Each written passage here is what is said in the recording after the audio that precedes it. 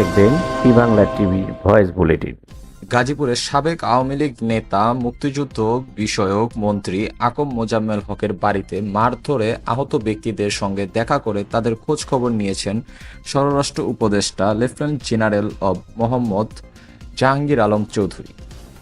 আজ শনিবার সকাল 10টার দিকে ঢাকা মেডিকেল কলেজ হাসপাতালে গিয়ে আহত ব্যক্তিদের খোঁজ খবর নিয়ে থাকেন তিনি।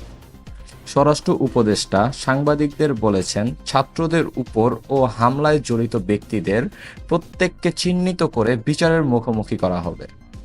গাজীপুর থেকে মারধরে আহত হয়ে গতকাল শুক্রবার দিবাগত রাত 11টার দিকে মোট 11 জন এসেছিল ঢাকা মেডিকেল কলেজ হাসপাতালে। তাদের মধ্যে 4 জন প্রাথমিক চিকিৎসা নিয়েছেন এবং বাকি 7 জনকে ঢাকা মেডিকেল কলেজ হাসপাতালে ভর্তি করা হয়েছে। এর আগে সকালে ঢাকা মেডিকেল কলেজ হাসপাতালের পুলিশ ফাঁড়ির পরিদর্শক মোহাম্মদ ফারুক আহত 5 জনকে হাসপাতালে ভর্তির বিষয়টি নিশ্চিত করেছেন। মোহাম্মদ আসাদুজ্জামান আরও জানিয়েছেন, আহত 7 জনের মধ্যে একজনের অবস্থা আশঙ্কাজনক। তাকে হাসপাতালের নিবিড় চর্চা কেন্দ্রে অর্থাৎ আইসিইউতে রাখা হয়েছে। তার নাম মোহাম্মদ কাশেম।